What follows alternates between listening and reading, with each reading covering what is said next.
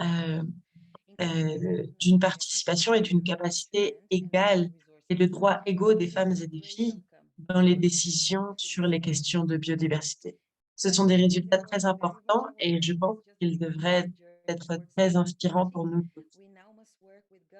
Et donc maintenant, nous devons travailler avec les gouvernements pour nous assurer que ces cibles seront mises en place et cela ne va pas être une tâche facile, mais nous avons confiance dans le fait que beaucoup des partis qui sont impliqués vont soutenir ces cibles. Nous voulons aussi nous pencher sur le plan d'action sur le genre et les trois objectifs clés, donc que les femmes et les filles aient les opportunités et les capacités de contribuer aux trois objectifs et qu'il y ait donc une considération euh, égale pour leurs perspectives. Et donc, nous voulons aussi assurer une mise en œuvre qui soit sensible au genre pour tout le cadre. Et je pense qu'Amélia a aussi mentionné de façon très importante que d'autres décisions ont été adoptées qui vont avoir des implications sur la mise en place de ces cibles. La discussion sur la mobilisation des ressources requiert encore beaucoup de travail avant la COP 16 et nous devons prendre cela en compte car cela va être très important dans la mise en œuvre du plan d'action. Et je pense qu'à l'avenir, nous devons regarder et ouvrir les yeux pour voir ces opportunités de plaidoyer sur la sensibilité et la responsabilité en matière de genre.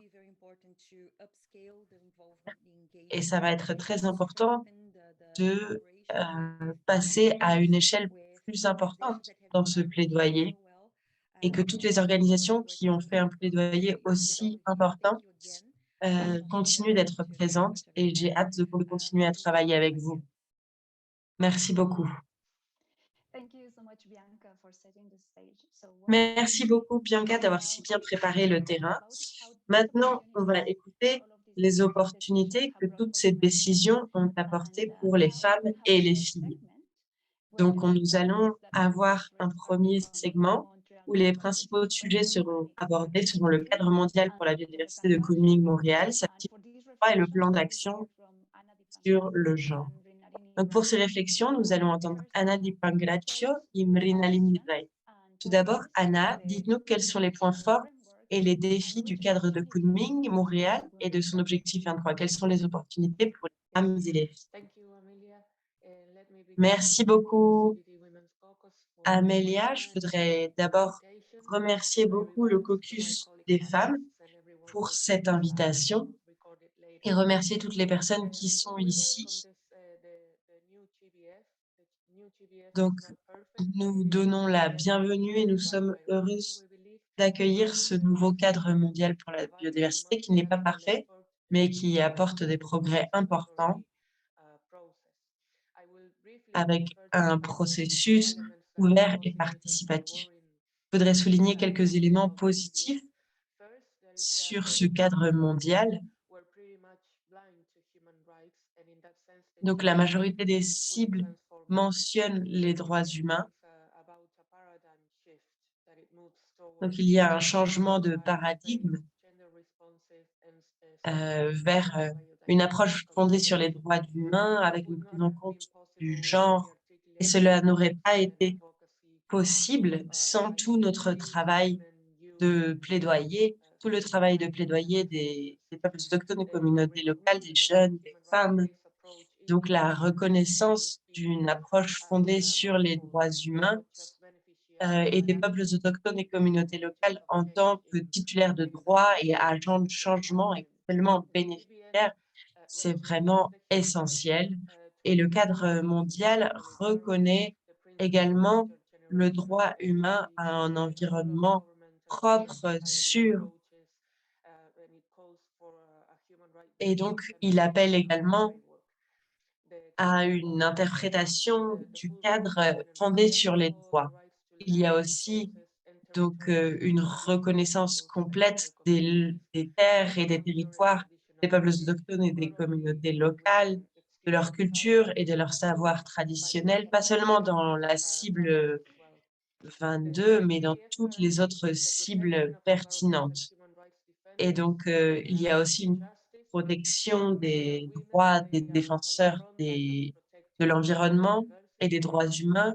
Beaucoup de femmes sont en première ligne et donc il y a aussi une reconnaissance de la contribution des femmes et beaucoup de femmes sont attaquées ou tuées chaque année du fait de leur rôle de défenseur. Donc, il est important que le cadre mondial prenne en compte cette situation. Ensuite, pour la première fois, il y a une cible autonome sur l'égalité de genre, ce qui est une grande réussite. Et donc, le caucus des femmes a été euh, très important pour que cela arrive dans le processus de la CBD en lien avec les ONG, les peuples autochtones, les communautés locales et les jeunes. Et il y a donc plusieurs partis qui ont aussi soutenu de façon très importante les questions de genre. Et donc, on a pu souligner que toutes les femmes et les filles doivent avoir la possibilité de façon égale de contribuer aux objectifs du cadre mondial et que cela implique un accès égal aux informations et la possibilité de participer aux décisions et à l'élaboration des politiques. Il y a aussi différentes, différents sujets de préoccupation, notamment l'ouverture au secteur privé qui peut nous amener à des fausses solutions et aussi avec cette idée de mobiliser des fonds qui viennent de toutes les sources qui peut être dangereux et aussi la question de la compensation euh, carbone qui est aussi très préoccupante et finalement la promesse euh, euh, la promesse de restaurer ailleurs continue à donner la possibilité euh, donc de mettre à mal des habitats, ce qui est également très préoccupant. Et il y a également la question des protections sociales et environnementales qui reste essentielle. Donc, on a besoin de mettre en place tout cela pour révertir la détérioration de l'environnement. Mais ce qui est important, c'est qu'on a maintenant des outils et des standards euh, pour faire face à la crise de la biodiversité en général et aux autres crises qui peuvent surgir à partir de là.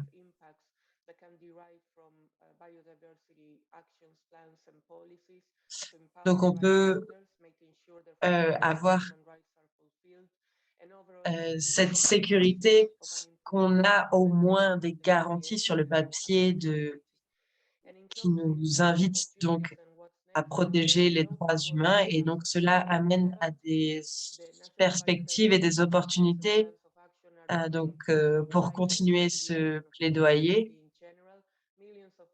Donc avec tous les outils et toutes les organisations qui vont se mobiliser donc pour veiller à ce que la mise en œuvre soit fidèle à cet esprit et donc mise en place de façon participative. Et donc, il y a de grandes opportunités pour la mobilisation et les actions de plaidoyer pour s'assurer que les droits humains soient pris en compte, pour s'assurer que soit respecté ce qui a été dit pour les femmes et les filles et le genre. Il n'y a aucune obligation contraignante. Toutes les parties sont censées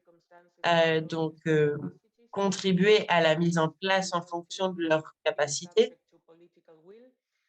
Donc, évidemment, cela dépendra de la volonté politique et donc cela dépend grandement de l'implication des femmes et des filles qui sont impliquées pour que le cadre soit mis en œuvre et pour s'assurer que les SPAMB prennent en compte le genre également, que tous les plans pour la conservation de la biodiversité, l'utilisation durable prennent en compte le genre.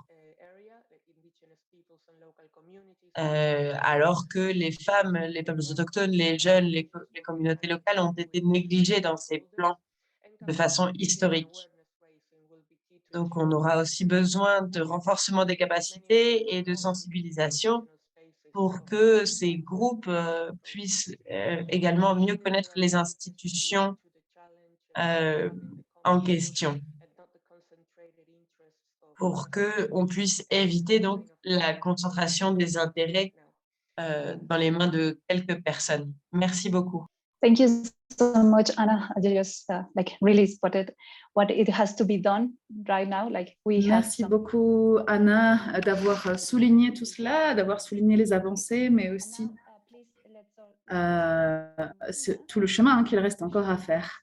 Nous allons écouter maintenant Tina donc, sur les forces et les défis du plan d'action pour les genres et de ce que cela apporte pour les femmes et les filles. Tina, la parole est à toi. Merci beaucoup, Amélia. Merci pour l'invitation. Je suis ravie de vous voir toutes en ce début d'année et donc à la fin de cette COP 15. Donc, je sais que certaines d'entre vous ont été présentes à Montréal en travaillant d'arrache-pied pour faire passer donc, nos revendications.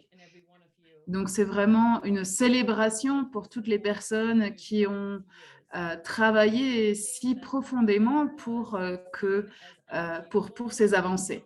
Donc, il semblait que cela n'allait jamais arriver, mais grâce à cet effort collectif et à cette démonstration de volonté de dire que nous n'allons pas lâcher le morceau, c'est grâce à tout cela que nous avons réussi à faire passer une grande partie de nos revendications.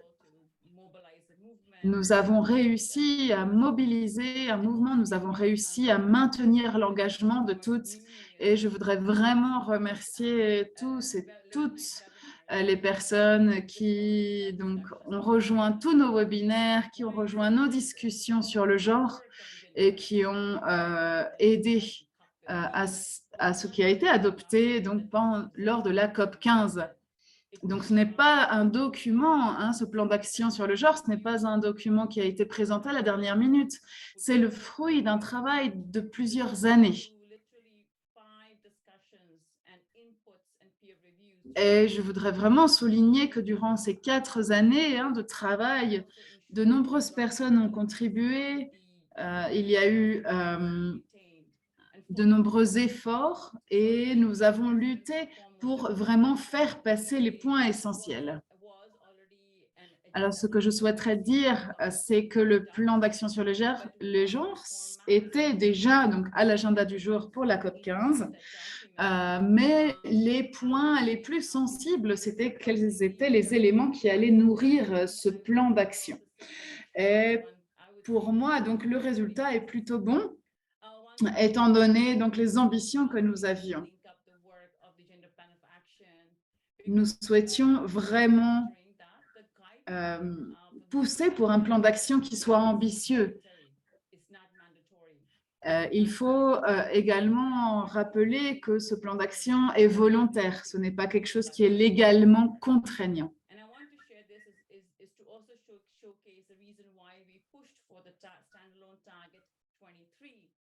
Et c'est aussi une des raisons pour lesquelles nous avons autant insisté sur la cible 23. Car bien que nous ayons avant un plan d'action sur les genres, il semble qu'il fallait renforcer le lien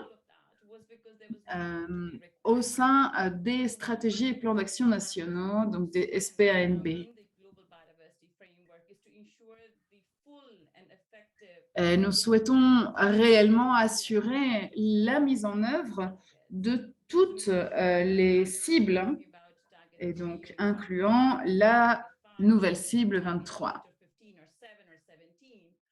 L'idée n'est pas d'assurer tel objectif ou telle cible, mais véritablement mettre en œuvre la totalité de la Convention, c'est-à-dire ces 3 grands piliers. Et de cette manière, développer des politiques et des orientations qui assurent la mise en œuvre de ce cadre au niveau national, donc au sein des SPANB. En ce qui concerne le plan d'action sur les genres, il est tout à fait ambitieux. J'ai hâte d'écouter mes autres collègues qui sont ici présentes, mais en tout cas, pour moi, la mobilisation des ressources, c'est un point qui est tout à fait essentiel. Si l'on regarde ce plan d'action sur le genre, l'ambition est très grande. Il y a des mentions sur la violence de genre, sur la protection des défenseuses de l'environnement, etc. Donc, il y a un grand éventail d'acteurs qui sont mentionnés et c'est là qu'on va avoir besoin d'un support accru, d'un soutien accru, principalement pour les organisations de femmes, afin de voir de quelle manière nous allons pouvoir mettre en œuvre ce plan d'action. Et nous devons assurer qu'il y ait une allocation de ressources suffisante pour véritablement mobiliser ce plan d'action sur le genre. Alors, concernant la cible 23, bien entendu, c'est un succès indéniable. Et nous espérons que ce soit une référence pour tout le travail, ou en tout cas tout type de discussion sur l'environnement. Car donc cette cible est une référence. Et nous espérons qu'elle sera intégrée dans tous les espaces différents. Maintenant que la CDB a vraiment ouvert la porte à une cible autonome sur le genre.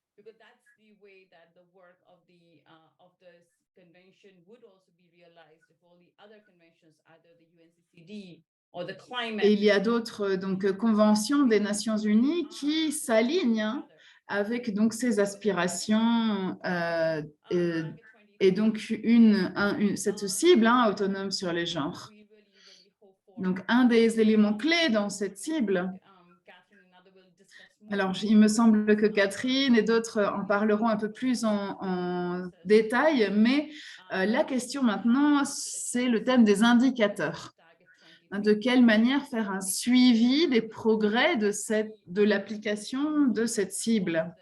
C'est donc ici un élément clé. Quels seront les indicateurs principaux pour mesurer les aspirations et la mise en œuvre de cette cible? Une autre question est aussi voir de quelle manière la cible 22 sera mise en œuvre de la part des gouvernements dans les plans d'action nationaux.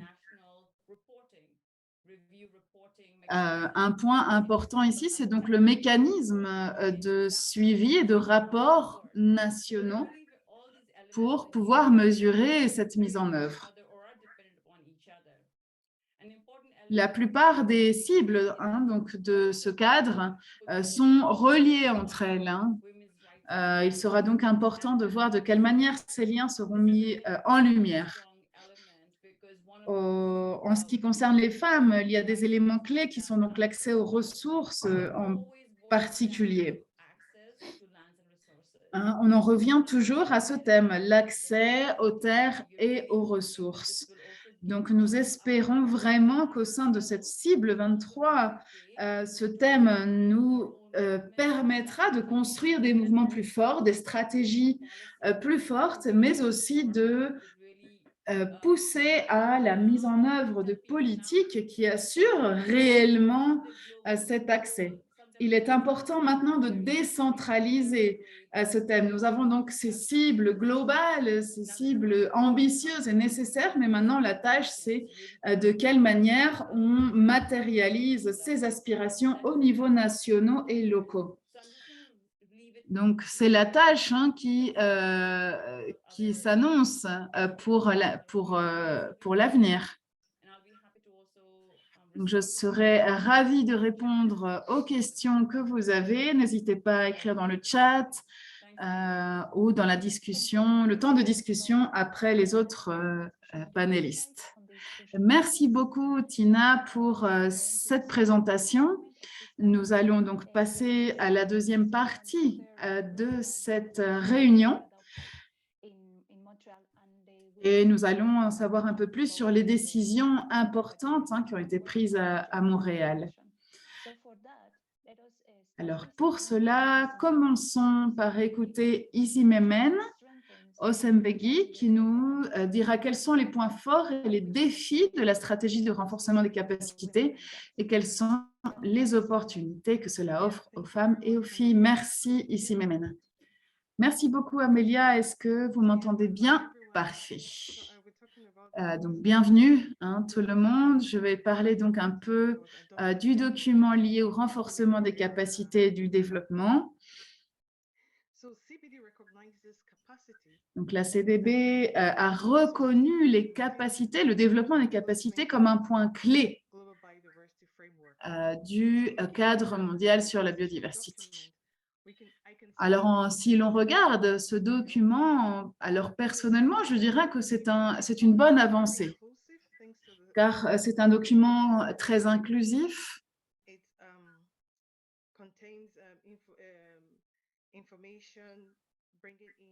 Il contient des informations très intéressantes. Il parle de différents types de pays. Et il prend en compte aussi les peuples autochtones, les femmes, la jeunesse. Donc, c'est vraiment une approche qui englobe toute la société. Il développe également des stratégies pour l'avenir. Il fait mention de différents protocoles, comme celui de Carthagène, par exemple, et mentionne aussi les plans d'action sur les genres. Mais le défi que je vois ici est lié au principe d'orientation. On doit bien comprendre que la plupart des personnes, des négociateurs présents lors de la COP, ont bien montré qu'ils connaissent le public à qui ils s'adressent. Malheureusement, ils s'adressent principalement aux personnes qui sont à des postes de pouvoir, de prise de décision. Donc, lorsque l'on applique cela aux réalités régionales et nationales, les priorités sont différentes. C'est-à-dire que les priorités politiques ne sont pas complètement alignées avec avec l'approche en tout cas de ce document. Donc pour moi, le défi, c'est vraiment que ce document a été fait depuis une approche top-down, mais pas vraiment depuis les réalités nationales. Donc ça, c'est le premier défi. Le deuxième défi dans la mise en œuvre de ce cadre,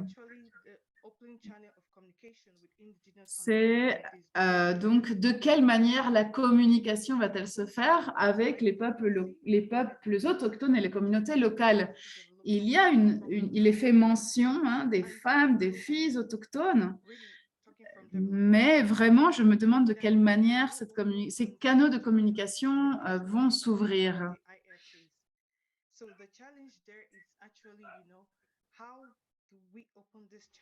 Il y a donc un défi ici très grand au niveau du canal de communication, de quelle manière on comprend le renforcement des capacités par rapport aux besoins des peuples autochtones. Donc, comme vous l'avez dit avant, c'est vraiment une mine d'or, mais il va falloir extraire cet or. Donc, il va falloir continuer le plaidoyer. Et je pense que notre travail ne s'arrête pas à la COP 15.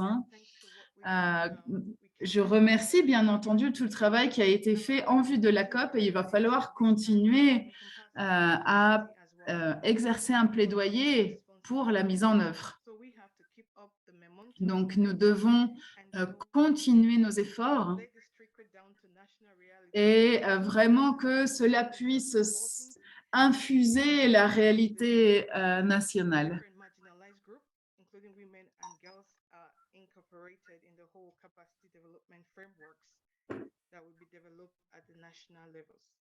Et voir donc de quelle manière toutes ces ambitions vont être développées au niveau national. Donc, je ne vais pas prendre plus de temps. Merci beaucoup, Isememen, pour toutes ces informations que tu nous as présentées.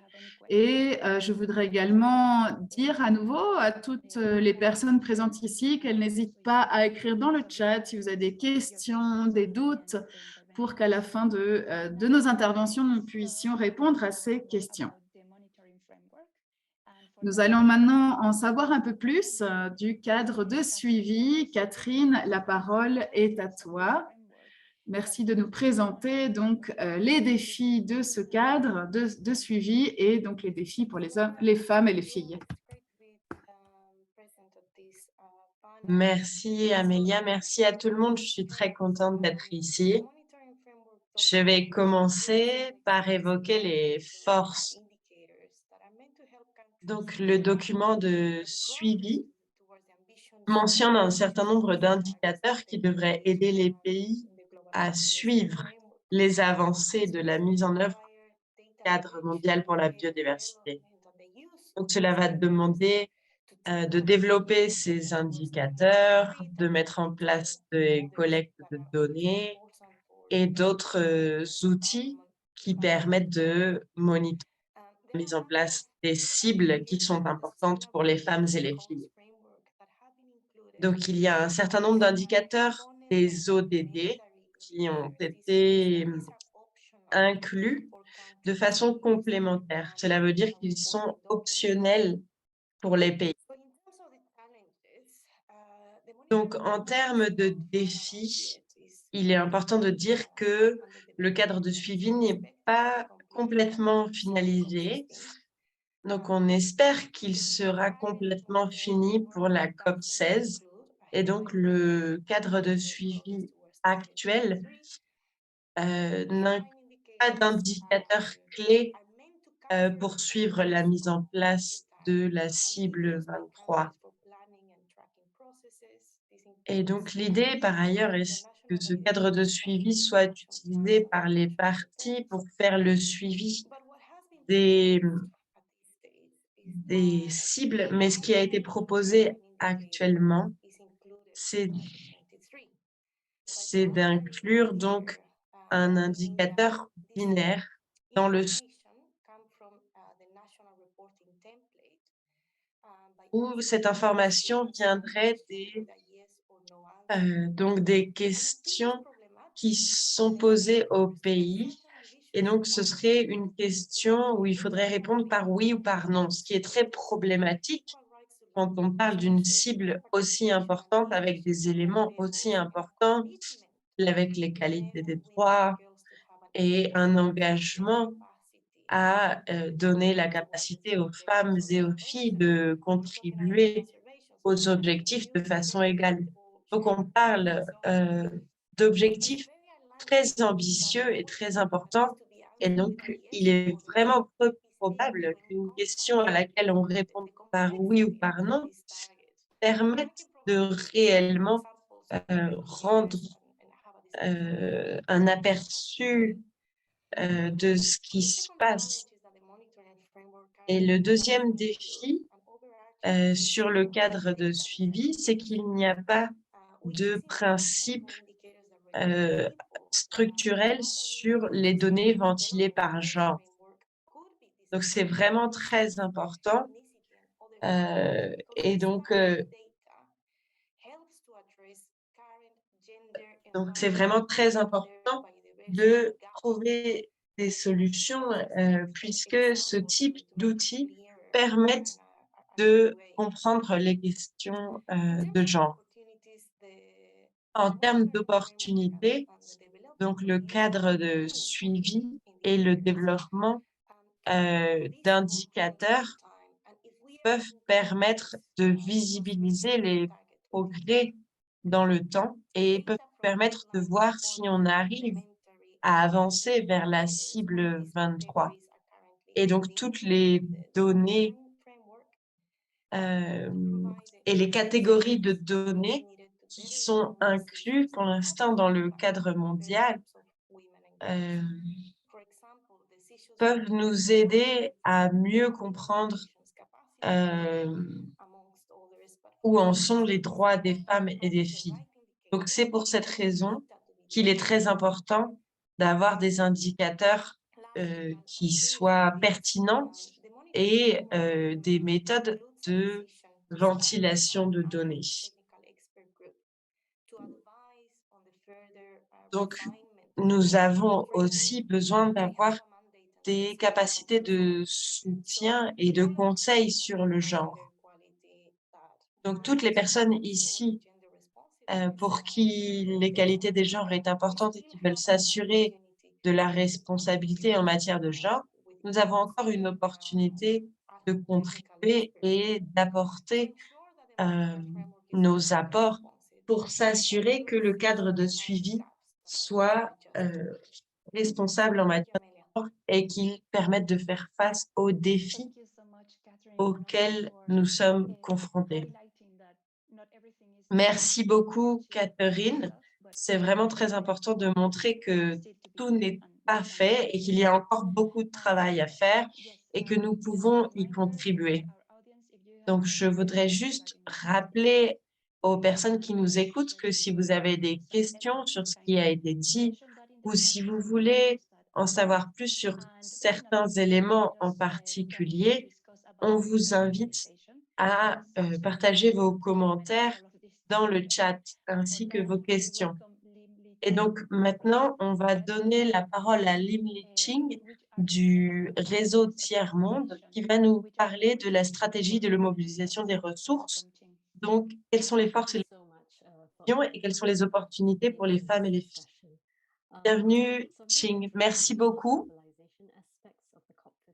Donc, je vais parler de la stratégie de mobilisation de ressources et dans le cadre mondial en lui-même, les mentions de la stratégie de mobilisation de ressources. Donc, je pense que c'est un sujet très important qui va déterminer la possibilité d'avoir une mise en œuvre ambitieuse. Donc, de façon très triste, la stratégie de mobilisation de ressources est complètement aveugle en matière de genre. Donc, on voit qu'il y a un manque d'équité dans le partage des responsabilités en matière de mise en œuvre.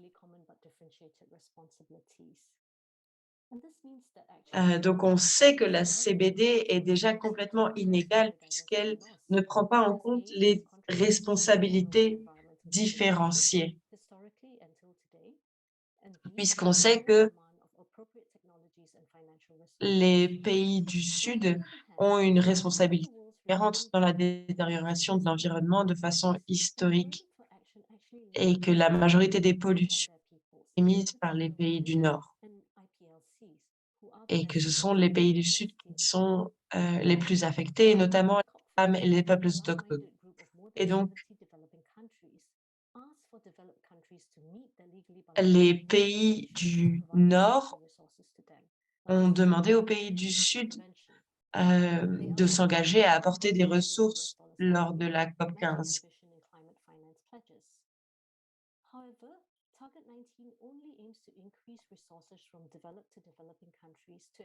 Et donc, la cible 19 demande simplement d'augmenter les ressources de 20 à 30 milliards de dollars par an. Donc, c'est vraiment une proportion très petite.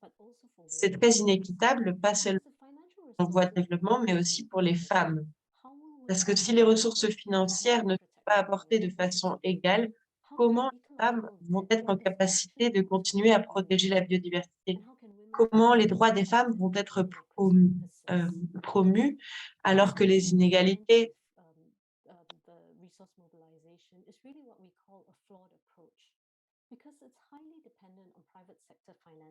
Donc, le second défi, c'est l'approche défectueuse de la mobilisation des ressources qui dépend fortement du financement du secteur privé, des financements mixtes et des solutions financières innovantes ou des approches basées sur le marché.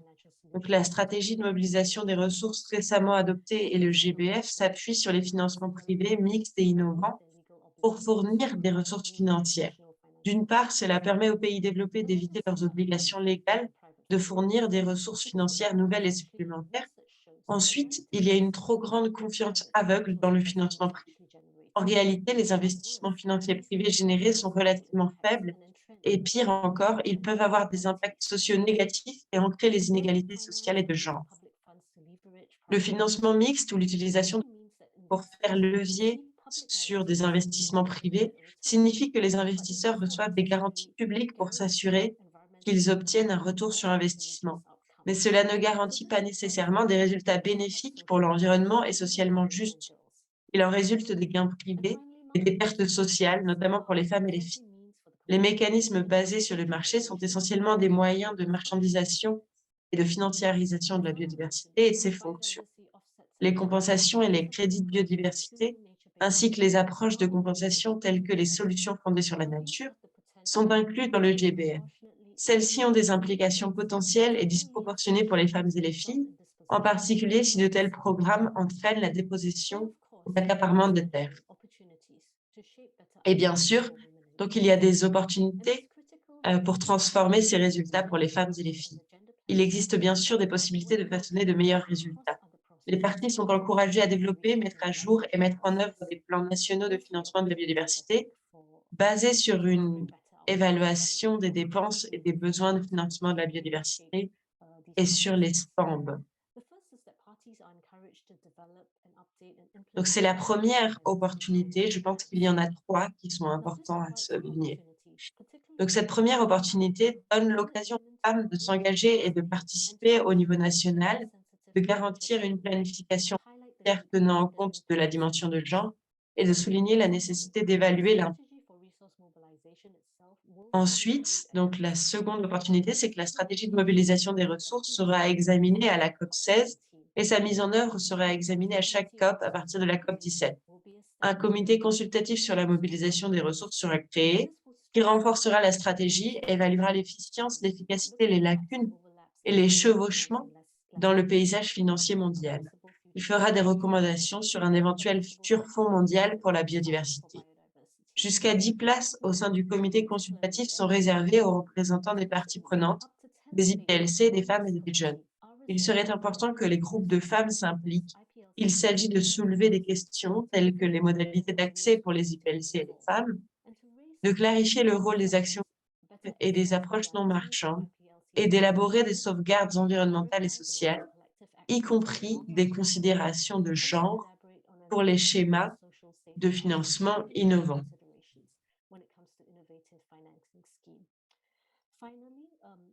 La dernière opportunité que je voudrais mentionner, c'est qu'un groupe d'experts sur les rapports financiers sera établi sous l'égide du ATEG sur les indicateurs, se concentrera sur les éléments de rapport financier dans le cadre de suivi.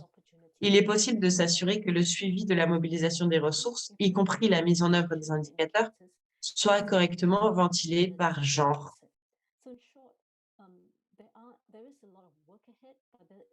Donc, il y a beaucoup de travail devant nous, mais il y a des opportunités de façonner cet avenir pour les femmes et les filles. Merci beaucoup.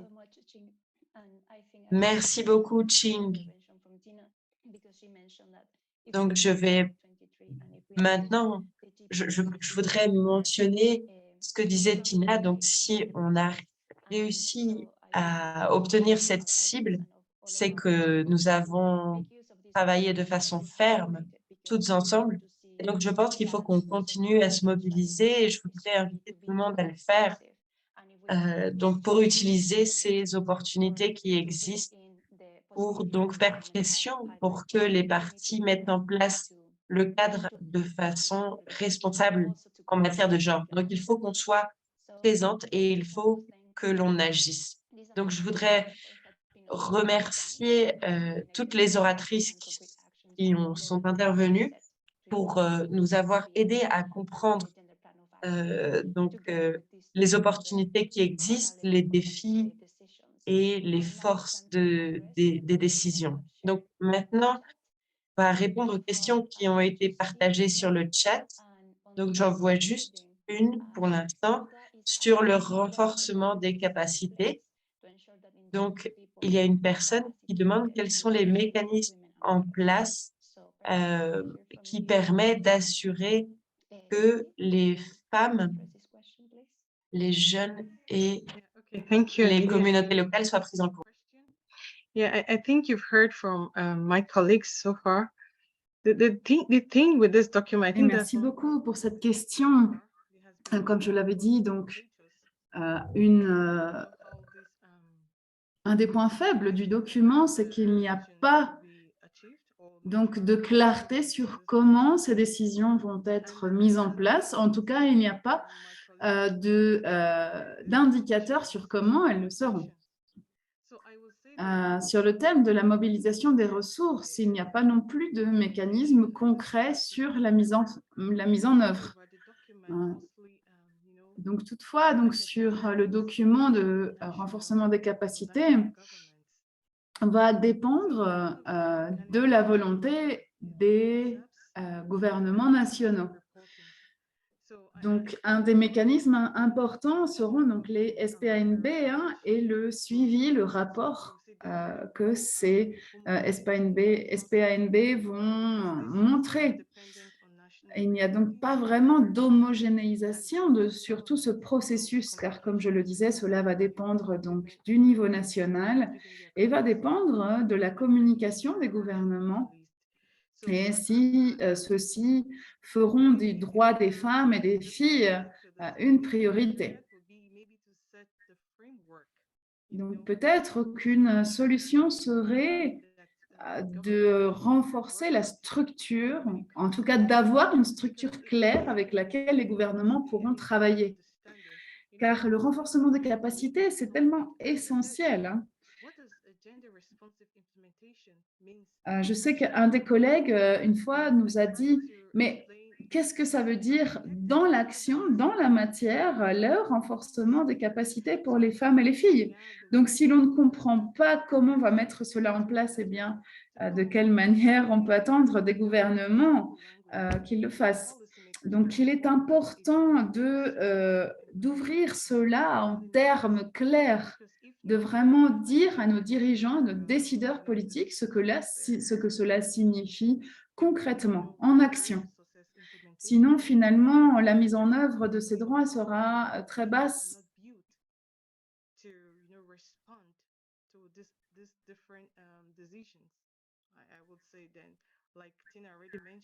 Comme Tina l'a déjà mentionné, je pense que le succès de tout ce cadre dépend de cette cible 23, de comment elle sera intégrée.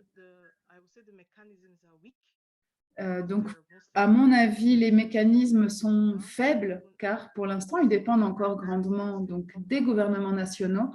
Et comme je le disais avant, c'est encore un cadre dans une logique très top-down. Et je pense qu'en tant qu'ONG de femmes, nous pouvons vraiment faire un plaidoyer, pousser, faire pression pour donc, que nos gouvernements nationaux prennent conscience de la nécessité d'intégrer les droits des peuples autochtones, des femmes et des filles dans leur cadre, dans leur développement et leur stratégie nationale. Merci, j'espère que j'ai répondu à la question. Et en effet, je pense qu'au niveau de la CDB, il y a un travail important de fournir la structure, une structure claire donc, pour les gouvernements. Et vraiment garantir donc, les droits de tout le monde.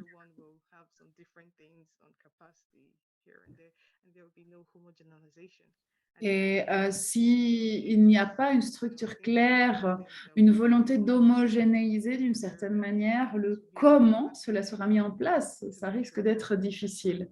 Donc, c'est vraiment ici un facteur important pour pouvoir mesurer évaluer le progrès. Merci beaucoup. Merci beaucoup ici. Nous avons quelques autres questions ici que je vais lire. Je pense que nous y répondrons très brièvement.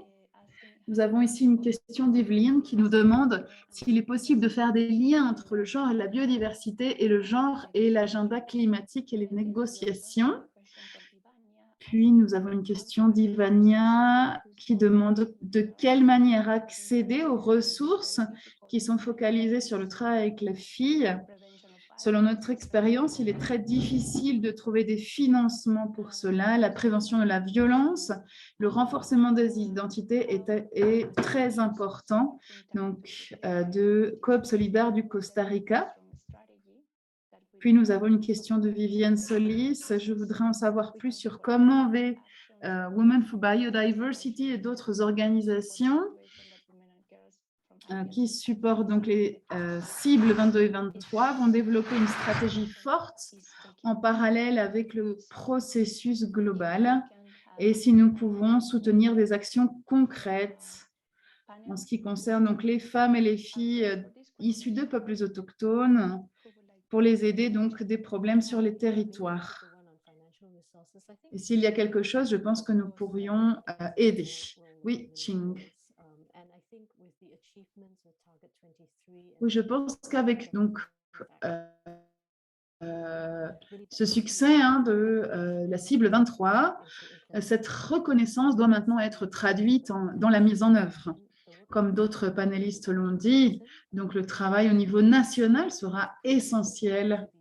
Nous devons rendre les gouvernements responsables de leurs promesses. En ce qui concerne donc les financements, bien entendu,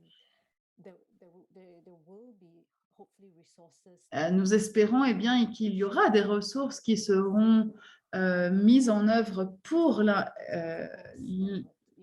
cible 23.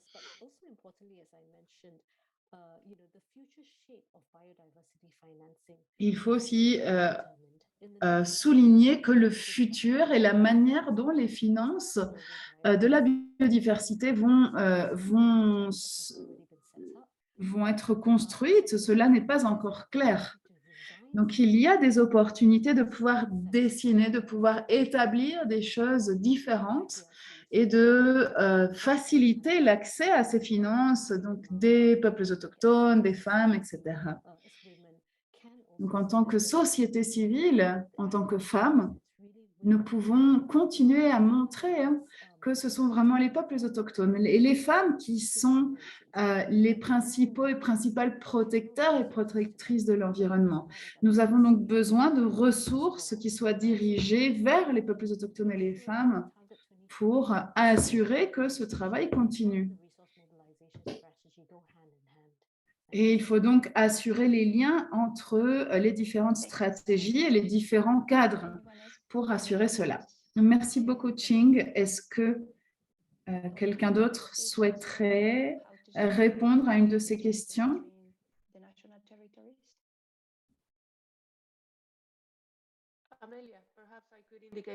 Oui, je pourrais peut-être dire quelques mots là-dessus. J'ai suivi donc le processus au niveau national de la biodiversité, donc la commission nationale sur la biodiversité dans mon pays.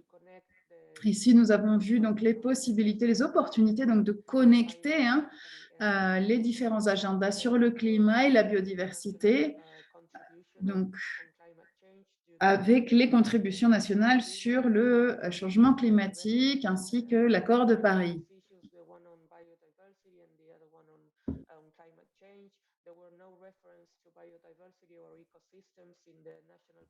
Alors, dans les contributions nationales, dans mon pays, il n'y a pas eu mention vraiment de la biodiversité. On a mentionné que les forêts, mais pas vraiment les écosystèmes en général.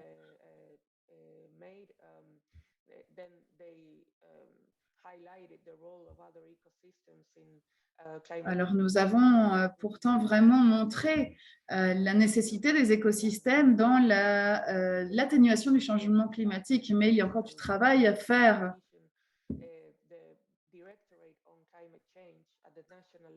Au niveau national, le directeur donc, qui travaille sur le thème du climat a été invité à prendre part à nos discussions. Donc, cela est une bonne chose. J'espère que cela va pouvoir continuer par la suite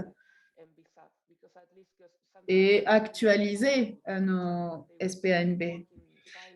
Parfois, en effet, il n'y a pas de liens qui sont faits, il n'y a aucune discussion entre les différentes personnes qui travaillent sur différents thèmes. Donc, c'est un point sur lequel il faut vraiment travailler pour qu'au moins au niveau national, il y ait des conversations entre ces différentes négociations et ces différents cadres. Voilà, simplement donc quelques réflexions là-dessus. Merci. Merci beaucoup, Anna. Peut-être, Tina, si tu souhaites donc répondre à la question sur les cibles 23.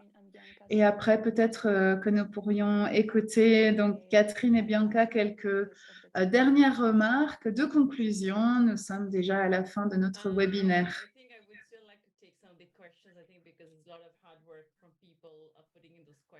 Parfait. Alors, je sais qu'en effet, ce n'est pas évident de répondre à ces questions car il y a de nombreuses couches, hein, il y a de nombreuses choses à dire ici.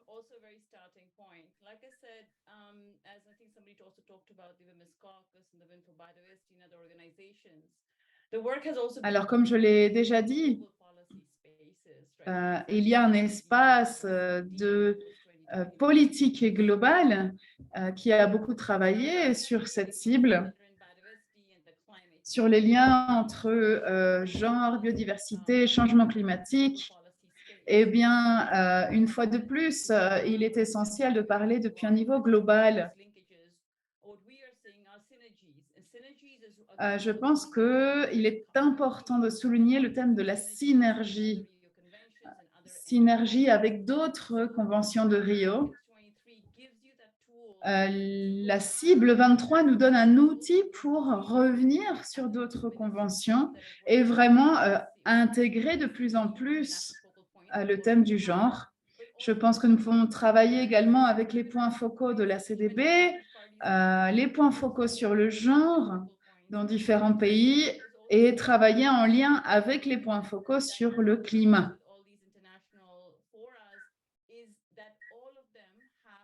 Car tous ces forums internationaux ont donc des déséquilibres quant à l'intégration du genre.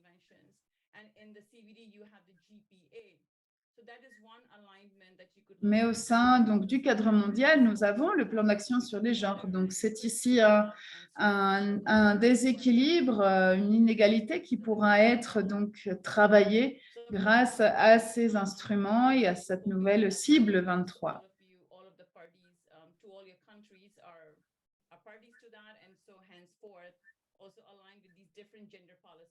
Je sais que dans vos pays, vous êtes donc en ligne avec ce plan d'action sur les genres. Donc, oui, il va falloir travailler au niveau national. Et la COP de la CDB ne se rencontre que tous les 2 ans. Et donc, beaucoup du travail qui va être fait là, c'est sur le thème de la jeunesse. Et donc, en tant que caucus des femmes, c'est une autre question que l'on doit aussi se poser.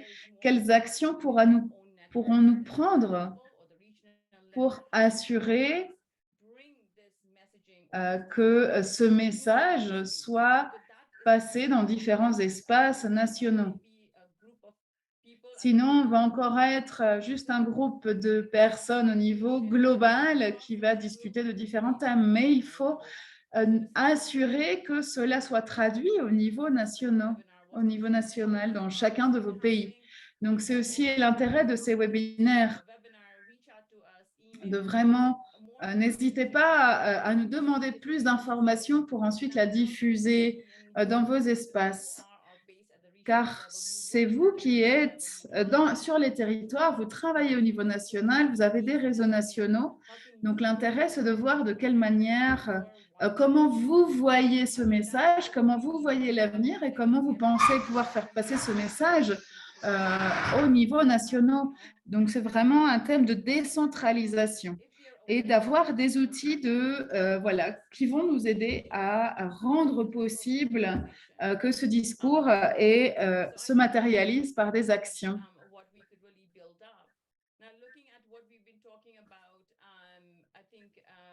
Alors, de quelle manière faire ces liens? Je vais revenir là à la question de Vivienne, hein, sur les parallèles, les stratégies de connexion.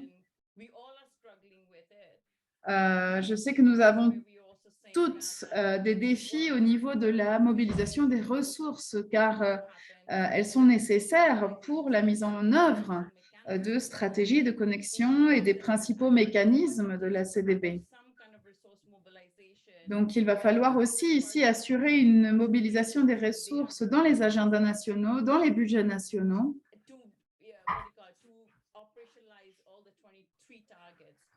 Et donc,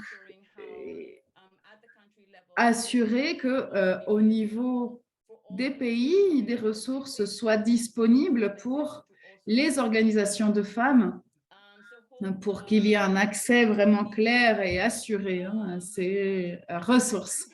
Donc, c'était un peu rapide. J'essaye de répondre à toutes les questions en même temps. Donc, un dernier point, s'il y a donc d'autres questions, n'hésitez pas à nous les envoyer. Nous pouvons également avoir une discussion par mail.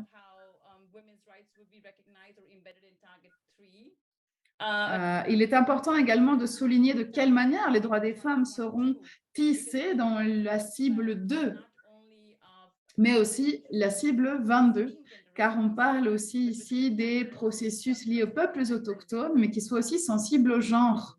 Donc là, il va falloir reconnaître le travail des femmes et des jeunes dans ces cibles.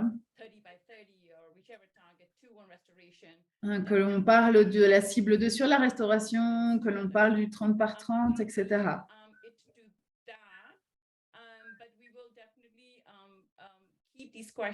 Donc, nous allons garder à l'esprit ces questions et nous serons ravis de répondre par mail aux questions qui surgissent ici dans le chat, hein, car il semble que nous n'ayons plus vraiment le temps. Oui, merci beaucoup, Tina. Si vous avez d'autres questions, n'hésitez pas à les mettre dans le chat.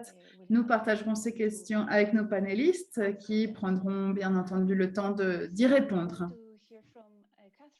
Donc, je souhaitais donner la parole à Catherine et Bianca avant de conclure ce webinaire et vous partager les prochains événements. Oui, très rapidement, eh bien, je pense qu'il y a une opportunité de continuer à contribuer à ce travail pour assurer des indicateurs de poids pour vraiment faire un suivi de ces cibles. Il va falloir travailler donc au niveau du suivi des indicateurs nationaux, comme vous l'avez mentionné avant, et vraiment intégrer toutes les organisations qui souhaitent travailler avec nous sur ce thème. Merci beaucoup. Merci Catherine. Bianca, la parole est à toi. Je voulais simplement vous remercier toutes. J'en ai tellement appris. Donc, merci encore d'avoir partagé ces informations. Alors, bien entendu, il y a encore beaucoup de travail qui nous attend au sein du secrétariat pour vraiment donner la meilleure information possible aux décideurs pour que les décisions puissent se traduire ensuite au niveau national. Je pense que c'est un processus qui va bien entendu dépendre beaucoup de la volonté politique de 196 partis, mais nous avons un certain pouvoir au niveau régional et ce pouvoir se construit depuis les personnes qui s'engagent et qui font véritablement des actions. Et je vois dans ce groupe que la volonté est présente et donc je voulais simplement vous inviter à continuer vos plaidoyers, continuer à revendiquer vos idées. Il est nécessaire pour nous d'avoir vos visions, vos perspectives. car très souvent, cela n'arrive pas et donc il y a une opportunité ici. Il y a des personnes qui sont ouvertes à écouter cela et à faire face à ces défis, donc je vous invite à continuer à vous faire entendre. Je pense que c'est très intéressant ce que Catherine vient de mentionner sur les indicateurs. Je crois qu'il y a aussi ici une nouvelle opportunité de renforcer la cible grâce donc à l'élaboration d'instruments et d'indicateurs. Et cela pourra aussi se faire en encourageant les parties à revoir leurs ambitions à la hausse. Il y aura également une notification pour que les pays nominent des points focaux spécialisés sur le thème du genre. Donc, c'est ici voilà, une grande opportunité. C'est quelque chose qui sera très important pour continuer ce travail. Il y aura donc de nombreuses opportunités qui vont se présenter et soyons présentes pour en tirer tout le bénéfice. Donc, j'ai hâte de continuer à travailler avec vous. Je sais qu'il y a un grand nombre d'événements avec le caucus des femmes. Et nous vous aiderons de la meilleure de nos possibilités. Donc, merci encore. Merci pour cette session si inspirante. Merci pour toutes ces panélistes. Merci pour cette meilleure compréhension de quelles sont les mesures à prendre si nous voulons que la politique de biodiversité garantisse les droits des femmes et des filles. Comme certaines l'ont mentionné, eh bien, nous allons avoir une série d'événements pendant toute cette année pour continuer à comprendre en profondeur toutes ces décisions. Aujourd'hui, c'était surtout un résumé des succès, des résultats de la COP15 et des défis qui s'annoncent. Donc, c'était vraiment un apéritif pour que nous continuions à être engagés sur ce thème. N'hésitez pas à faire partie de notre groupe. Voilà, il y a juste besoin d'avoir l'envie de s'engager pour soutenir les droits des femmes et des filles. Merci aussi pour l'équipe de Women for Biodiversity. Merci à nos interprètes. Et merci à toutes les personnes présentes et merci de votre intérêt. Nous partagerons donc l'enregistrement et quelques notes avec vous par la suite. Merci beaucoup et à très bientôt. Bye.